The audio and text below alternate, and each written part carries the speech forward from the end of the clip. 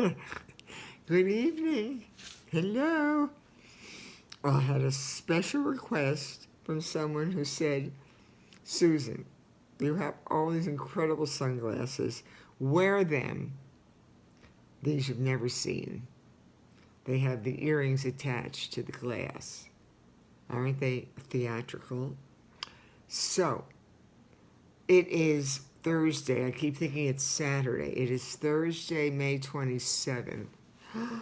Do you believe that some of you have been on this journey with me for 2 months? Hot Trudy. We are going to complete this book in the next couple days. And then all of you can go get wasted any way you choose and go, wow, that was a rough book. No, it wasn't. It was a wonderful book. It touched on every subject you're going to ever need in your life. It's a cookbook of life. It's an amazing book, and it's one that had to be told. And then we're going to take a little break, and I'm going to go on to the And I Held Their Hands with a Hospice Heart book. Right before I went on, I had a most wonderful call from a delightful man in Vancouver, British Columbia. Wonderful.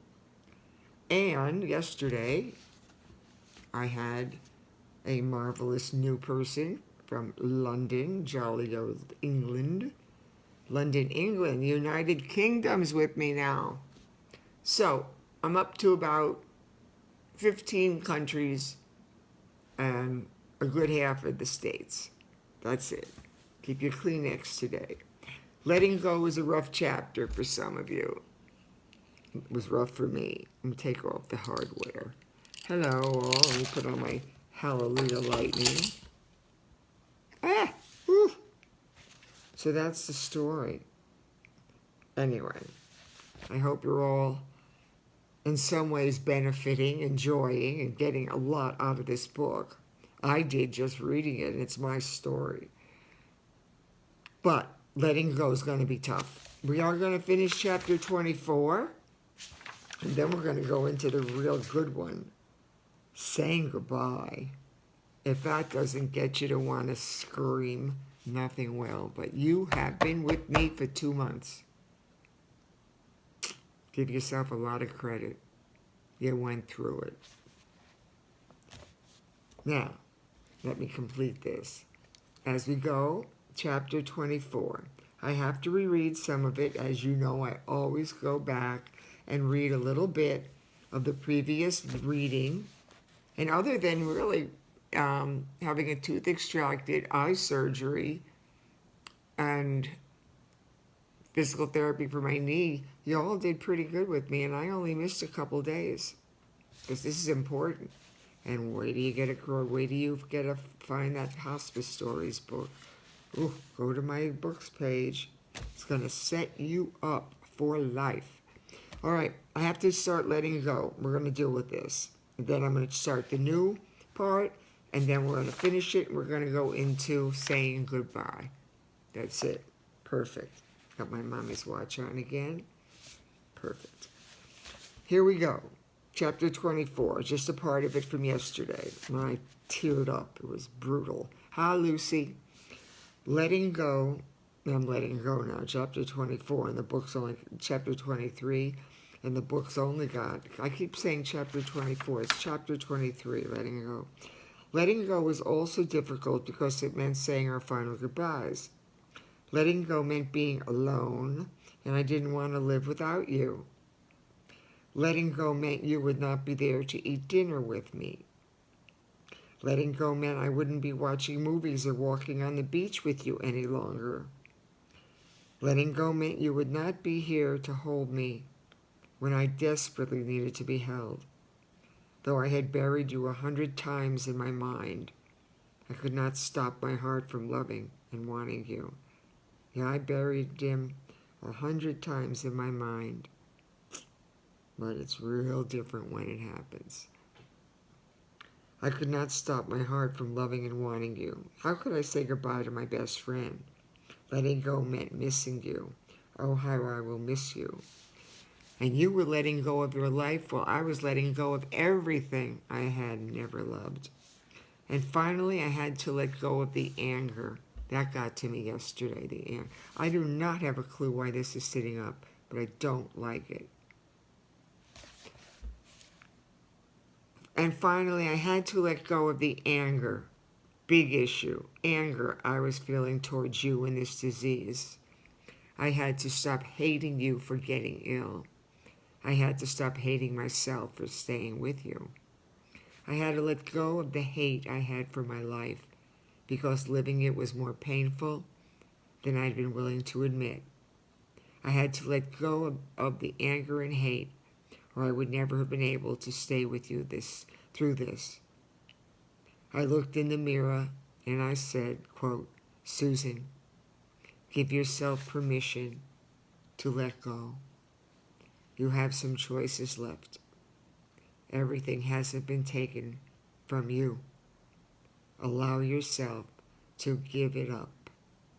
End quote. Letting go now had become allowing myself to let go. I knew now I could handle the last few weeks of my life with you. New start, new reading.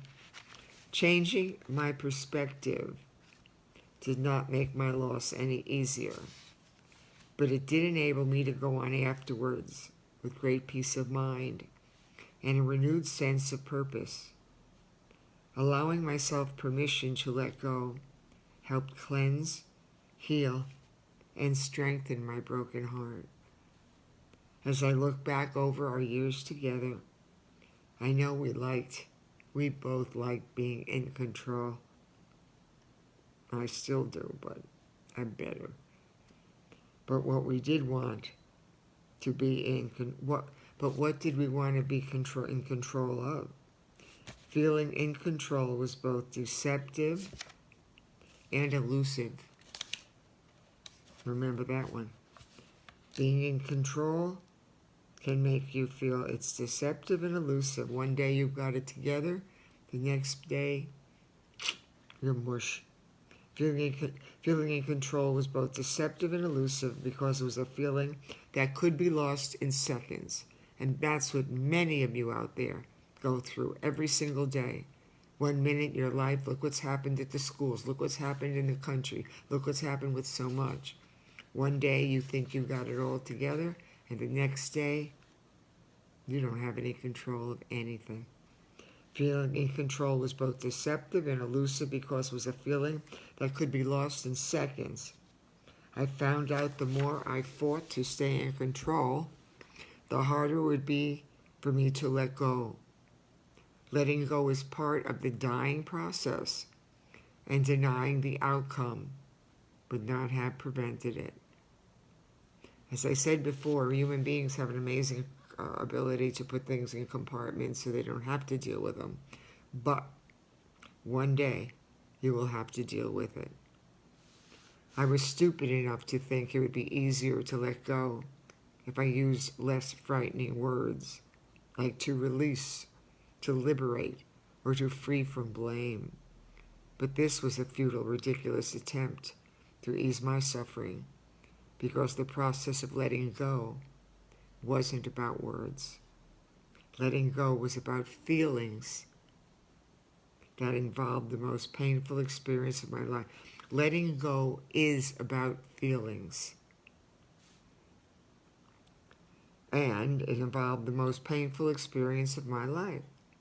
Letting go was about sorrow and tragedy, because I'd have to accept the finality of our life together. Letting go was impossible for me because I couldn't let this disease force me into letting go of you and the wonderful life we made for each other. The only way I would be able to handle this time was to completely relinquish all control and give myself permission to let go. If I could allow myself to do this and let go, I would be able to accept your death. I had to give myself a choice. On August 17, 1994, I said my ultimate goodbye as I watched you let go of your life. There was one final thing we never let go of, and that was our need to need each other, even during the final days of your life. And the one thing I will never have to let go of are my beautiful memories of a wonderful man who gave me the best and the worst years of my life. I'll never let go of my love for you. And you can't. When you've loved someone so completely, when you've given yourself to them, when you have the friendship with them, yeah, I'll never let go of my love for you, but I have moved on. And it's healthy. I didn't want to, but it's healthy to move on.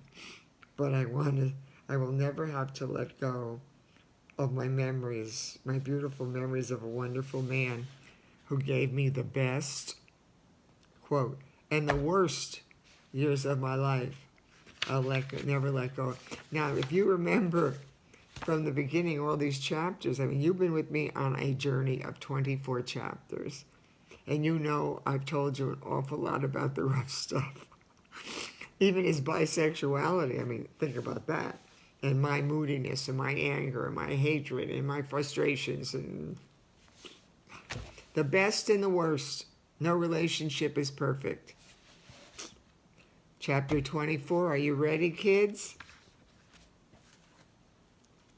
Tissue. Saying goodbye. Quote, we shared a lifetime and a lifeline of love. I think that's wonderful. We shared a lifetime and a lifeline of love. I still don't know where all these words came from.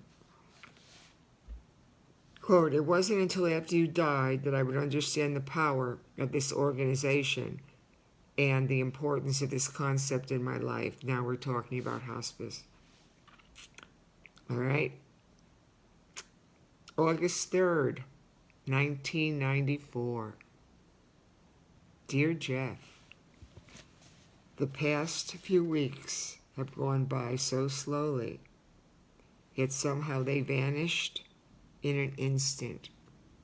I crawled into bed next to you and held your tired body in my arms. Your empty, darkly circled eyes stared through me. I said, quote, you wanted to starve yourself to death, didn't you? You knew you wanted to die, and this was the way you could do it. I can still see us sitting at the kitchen table. Your one look said it all. Your eyes told me what you wanted next. I felt the same way, my love, but it was your decision to make. My poor baby, you couldn't go through any more suffering. You wanted to take control back of your life. That's it. He had one choice, and it was very hard to watch him every day go through this. But I was his wife, his best friend, his caregiver. Had I gotten out of our marriage early on, who knows who would have been taking care of him and loving him and giving him what he needed to the very end.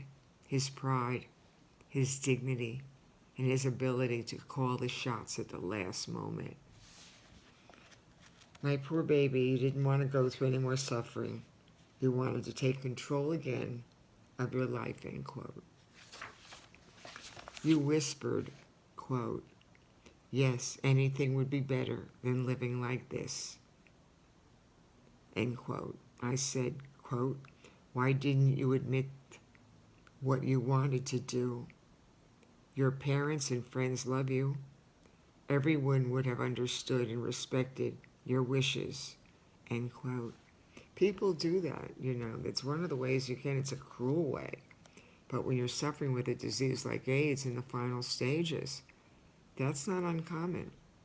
I know people who have literally starved themselves to death. It was their way of being in control, and they could do it. Had he asked me, and I am saying this out to everyone who I don't know, had he ever asked me, and I'm serious about this, Had he ever asked me to do something that would put him out of his misery, I would have done it. I would have gotten what I needed, and I would have ended his suffering. That's it. But he didn't ask me to do anything. He knew I would, but he didn't ask me. And I'm proud to say I would. Send me to jail for loving someone who was suffering. Send me to jail. I'll sell more books in prison. I'll make more publicity in jail, but I didn't have to do anything. Why didn't you admit you wanted to do this? Your parents and friends love you, and everyone would have understood and respected your wishes, end quote. I leaned closer and you said, quote, as long as you knew what I wanted, that was all I cared about. You were the one who would see me through this. You've always been my godsend, end quote. Don't you believe that people really seriously come into lives when you need them? You can't make things happen. You can't. Life happens, but you can't make some things happen. Jeffrey and I were meant to go through this together.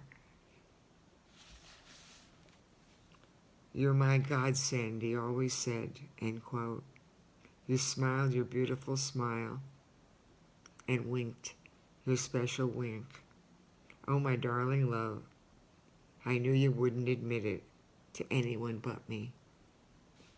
As warm, gentle tears ran down my cheeks, you fell peacefully to sleep in my arms. My heart ached for this man I adored and would lose just 14 days later. You got the tissues out, kids, huh? You crying, or you laughing, or you saying, I can't do this last chapter with this woman. Yeah, you can. If you came this far, you can do this. I must go back to July 2nd. I want to sleep on the floor next to you. So I picked up a foam mattress for the side of the bed. You sleep most of the time, but I have to change your diaper and turn you every few hours. Your needs are simple and few, but they continue 24 hours a day. It's 8:30 p.m., and I ran out of diapers. The rain was pelting down in a blinding storm, but I didn't have a choice. I had to leave you alone. I was only gone for 30 minutes, but when I returned, you had fallen down in your own feces. That's rough, right? I could barely get you back in bed. I had to bathe you, change the sheets, your diaper, and clean the carpet. It was 2 a.m. when I collapsed on my mattress. I could not sleep. You were thrashing around and moaning continuously.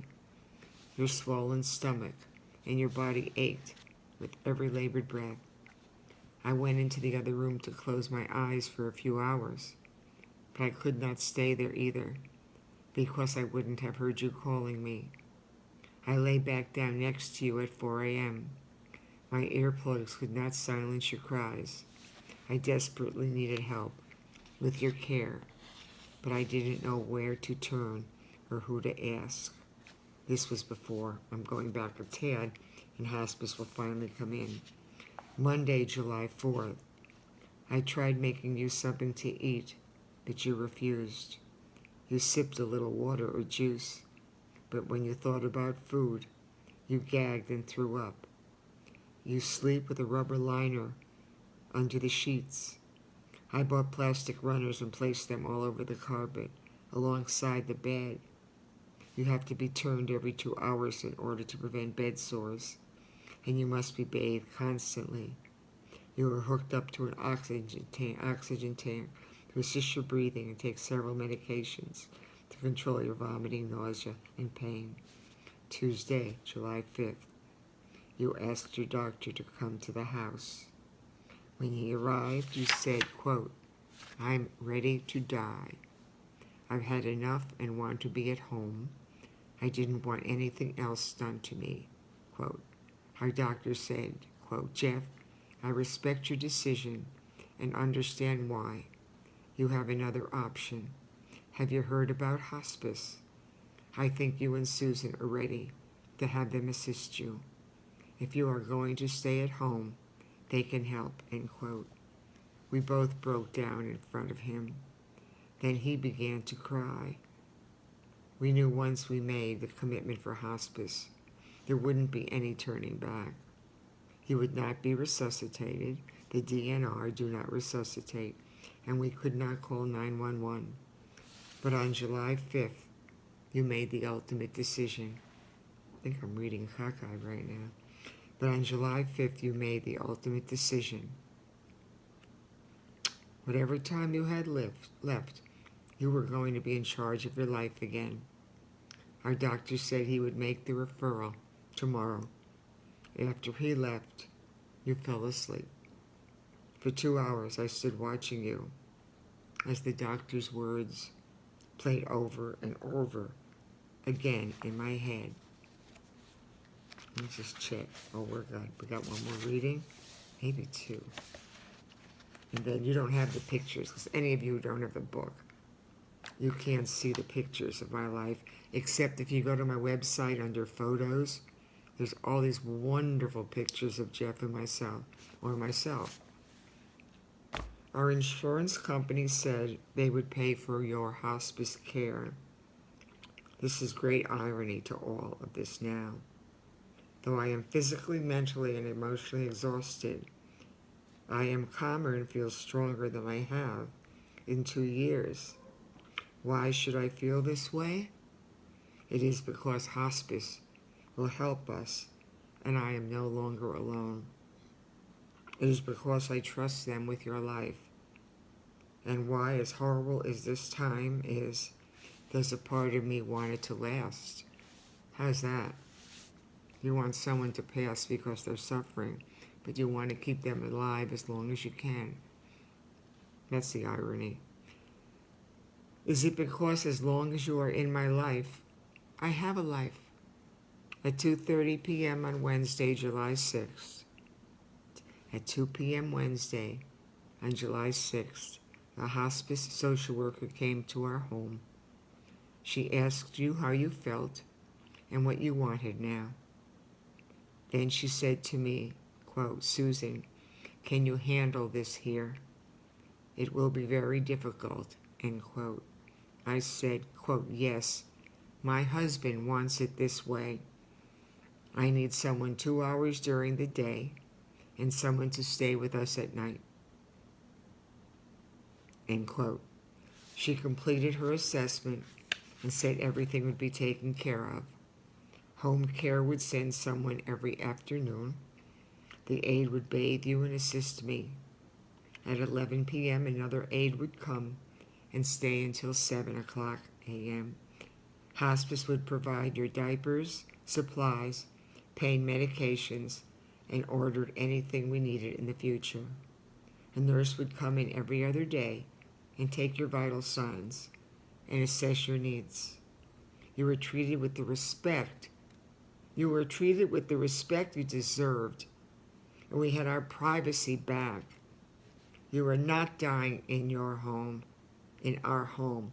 You were living in it with dignity, pride, surrounded by love. Hear that? You were treated, a nurse would come in every other day and take your vital signs. You were treated with the respect you deserved, and we had our privacy back. You were not dying in our home. You were living in it with dignity and pride and surrounded by love. I'm going to end there, and we are going to finish tomorrow. Yes, you did. It's going to be a long chapter, but you did it. You won't bail out now. Anybody who stayed with me, I know you're not going to get out now. Some of you are going to go back and read every chapter. Why? Because one day you're going to remember this, and you're going to want all the information And you're going to want the good times and the bad times in your memories. And you're going to go on with hope. You're going to go on with faith. And you're going to go on with a newness. A void that'll never be healed, but a newness that you will have to adjust to. You will meet new friends. You will lose some. After Jeff died, we lost friends. We were a couple. Some couples didn't want me around. Single widow, 48, threatening. I had my parents, and I had organizations to volunteer for. And I threw my life into it. And I wrote my books. And I moved on. A part of me hasn't. A big part of me has. I had no choice, and I have no choice now at my age. I'm glad that I can say I read my book. You completed the journey with me in one more day. On Friday, May 28th, you will have completed a journey committed to love, a woman's journey through love and loss. How grateful I am. I know it's not been easy, and I know I've touched on a lot of subjects that brought about the reality of your life in the present and in the future. So keep putting out to your friends and family and colleagues, because I get new people. And remember what we're going for. We're going for the big one, folks, a big series. We're going for something that says we were here. Besides a book, I want people in this whole world to know that Dr.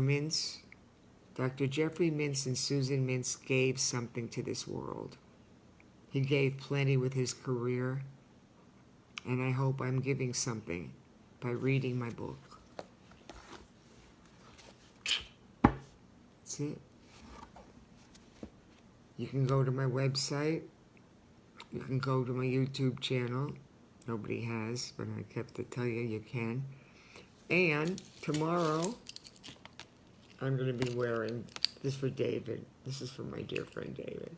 Tomorrow, I'll wear glasses that are similar, but they're another color. I'm going to say to you, God bless you all. This takes guts just to go on Facebook Live and wear things like this and feel great after she's talking about the death of her husband from AIDS. Talk about multiple personality disorders. I will say shalom, hello, shalom, goodbye, and shalom, peace. Shalom, peace. There are many people now suffering who have no peace.